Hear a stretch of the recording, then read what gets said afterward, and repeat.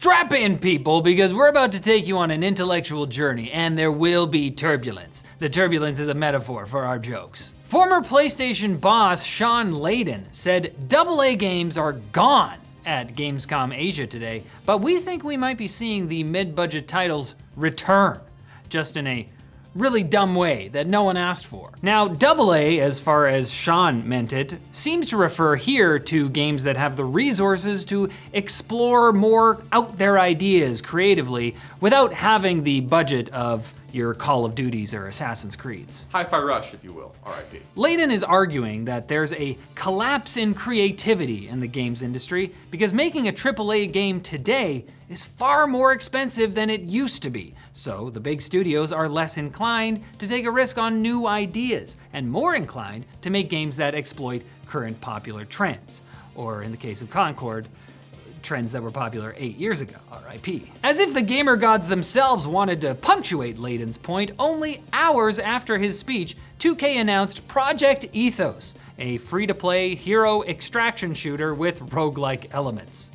We still don't know how they fit all of those buzzwords in a single blender. Layden said something else that stuck with us, however. He compared the games industry's current affliction to the disappearance of the mid-budget film in Hollywood.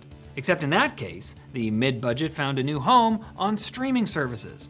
And there are signs something similar could happen in the future for AA games. Because while 2K announced AAA buzzword smoothie, they also announced Gravity Ball, a unique multiplayer game described as American Gladiators meets futuristic basketball meets paintball. It's just what I've always wanted, but it's not a standalone game. It's an $8 add-on for NBA 2K25.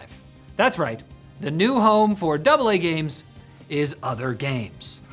Introducing Game, now for Game. Game.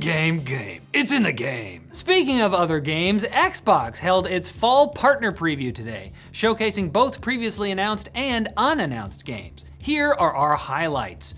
Alan Wake and Control developer Remedy's multiplayer title, Project Condor, has been revealed as FBC Firebreak, a 3-player cooperative FPS featuring some wacky weapons. And if that wasn't enough Remedy for you, they also showed off a launch trailer for upcoming Alan Wake 2 DLC, The Lake House, with a familiar face from Control being teased at the end. But not the one you think. Why'd you make me do that? Because it's fun and I like having godlike power. Okay. Meanwhile, my favorite game of all time, Like a Dragon Pirate Yakuza in Hawaii, that one, got a reveal of its naval combat. Think Assassin's Creed Black Flag, but with familiar real-time Yakuza combat when you board an enemy vessel. Hot off the success of the Silent Hill 2 remake, developers Bloober Team have announced a new original game called Chronos: The New Dawn. Based on the trailer, it's a heartwarming tale about an astronaut fighting through a horde of nightmare creatures to get to the chess match he's scheduled with his grandma. Aw, she's a nightmare creature too, but family's important. Xbox early access title Blindfire asks the question, what if competitive shooters took place exclusively in the dark, but in a good way? We got our first look at Subnautica 2, and to top it all off, we got a new look at Eternal Strand's magic system. Not only can you freeze flying enemies' wings to bring them crashing down to Earth, but you can mix throw magic and fire magic to make the greatest 3-word combination I've ever heard. Automatic fireball cannon. Still waiting on I love you, hey buddy? It was a marriage of convenience. But I don't have to wait for our sponsor, dbrand, and their new Dark Plates 2.0 for the PS5 Slim. Have you ever looked at a PS5 Slim with its ugly 4-panel design and thought, man, I really wish I'd gotten the original PlayStation 5? Well, dbrand's got something better. Not only are their new slim dark plates a 2-panel design like the original, they ditched the popped collar look for a cleaner, sleeker, matte black chassis. They've got vents for better cooling, or as I call them, speed holes.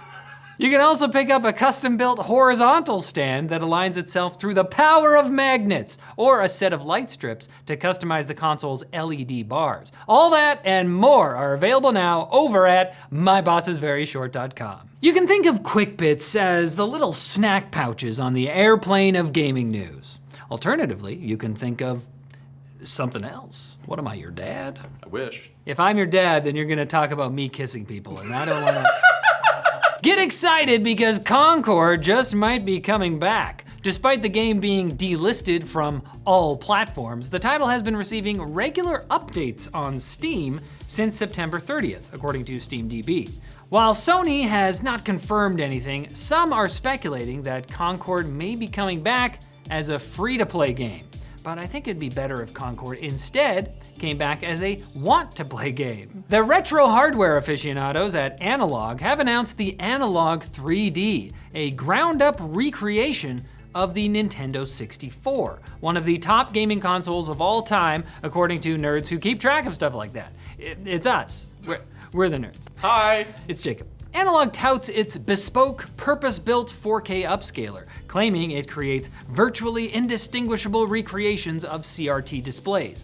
But they haven't provided any sort of visual evidence. They did, however, provide a price, $250, which does not include controllers. The N64 at least came with one, though to be fair, the 64 controller deserves to be given away for free. It was creative. It was at best fine. It did something different. Super Mario Party Jamboree is officially out and reviews are glowing for the most part. Some reviews say it's the best Mario Party game to come out for the Nintendo Switch, and not just because you can play as goated character Monty Mole. Love that guy. He could dig in my backyard anytime. That is not a euphemism. Many have praised the game's new Pro Rules option, which makes Jamboree feel less like a chaotic, friendship-ending hell. Eurogamer, however, didn't care much for the game, but they seem to hate it because it's Mario Party. For example, the outlet complained that all you get for winning minigames is coins. Yeah, that's Mario Party. You gain coins, and you lose friends. Everyone thinks they're gonna have a great time. Exodus, the RPG from ex-BioWare devs featuring Matthew McConaughey, got a new trailer with even more McConaughey than ever before.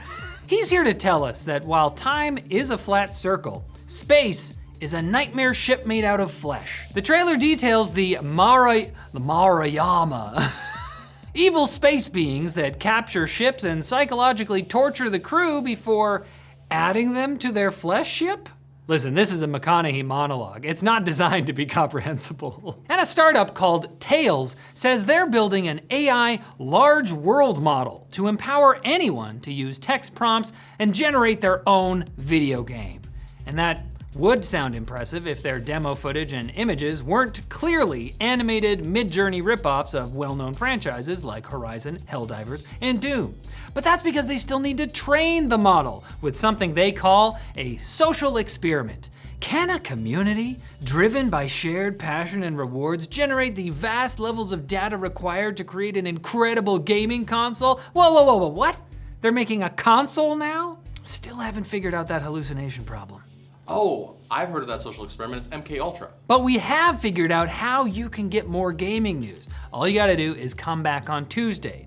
Bring recordings of your gameplay and your personal information. I found a way to make a lot of money that definitely will not get us sued.